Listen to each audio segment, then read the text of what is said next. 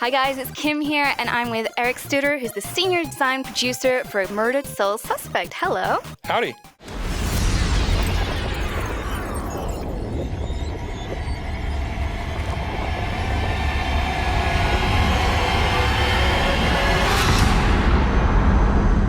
So in it, your main character, Ronan, he's an investigative detective, and he's killed right at the beginning.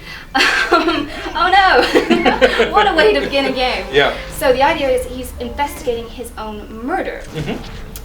So first off, can you tell us a little about who Ronan was, I guess? Well, Ronan's got quite a storied past, and where he comes from, who he is, the way he looks, the way he dresses, all of that comes into play as far as the storyline is concerned. It drives the decisions he makes, it drives the direction that he's going, it influences all the decisions that he makes during the course of the game, and it's really critical to the storyline. So he was quite a good detective when he was alive, and there are story reasons for what gave him that sort of critical edge.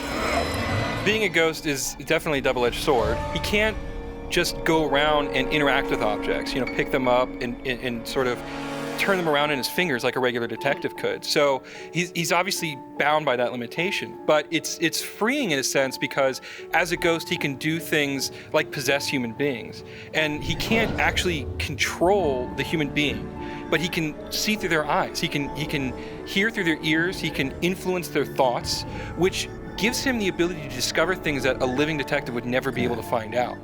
You can learn really interesting things when you can read the mind of a suspect. Anything dodgy in there? Like anything a little bit, for adults only? Well, I don't want to spoil anything, but I'll have to wait and see. Okay. And so we saw in the demo just now, you could, as you said, you could possess people, you could influence their memories. What happens when you gather all the evidence from the scene of a crime? Like, what happens next? Any detective, once they feel like that they've got enough information, they try to piece it together. They try to figure out what their next steps are. And investigations in Murdered are very similar to that. We want the player to explore the crime scene, figure out everything that they think they need to know, and then make a deduction based on that. And we actually visualize that in a very specific presentation. We have a couple of varieties of it where you're trying to find the right pieces, when you're trying to put things in chronological order. And it's about making sure that the player synthesizes the information that they've gotten and that they themselves figure out what the next steps are. We have a very specific story we want to tell in Murdered. So every crime scene has a purpose, and there's something that's critical to the storyline that you learn in each investigation. So if you fail, most of the investigations take the perspective of Ronan's mind's eye. He's trying to figure this out for himself.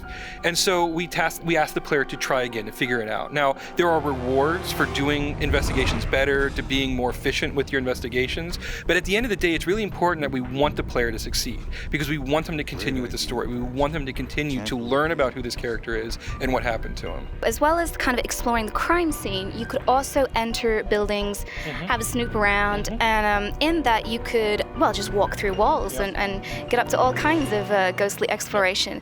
So how big are these environments that you can go and snoop around in?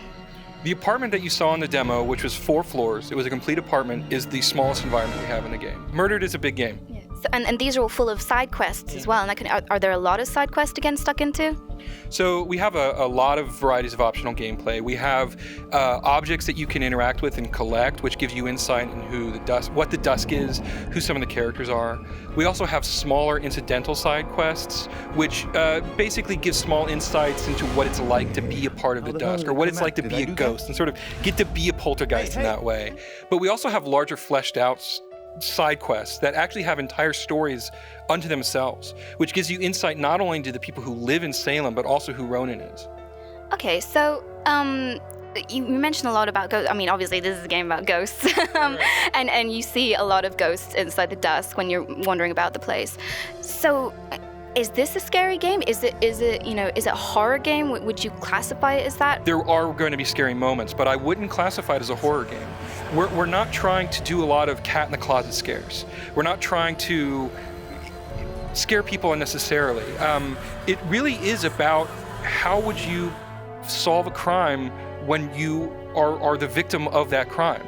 And we want to leverage the ghostliness of Ronan, the character, to aid him in investigation and kind of put a different spin on sort of solving crimes in that context. Okay, and so even though it's not, super scary, we did see some rather aggressive demons in there, and so you're not safe all the time. So can you tell us a bit more about the bad guys in this?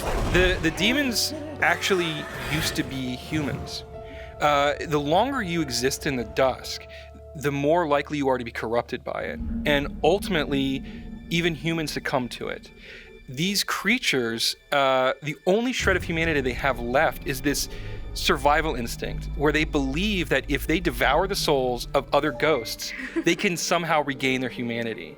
And so they're constantly on the prowl looking for ghosts.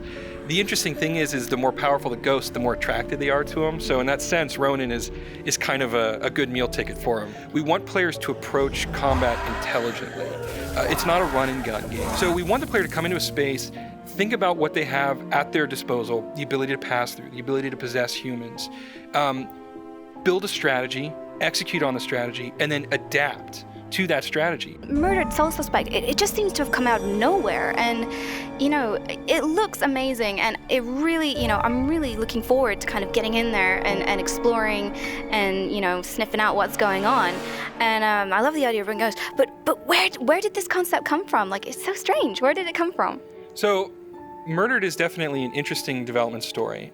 Square Enix Japan came to us and they said, we have a creative director who's got an idea for a game, and we're interested in partnering with a Western developer. Are you interested? And so we said, yes, absolutely. So Shiokawa-san, who's a creative director, and the idea sort of originated with him. He actually got the idea, believe it or not, from watching Die Hard. As strange as that sounds.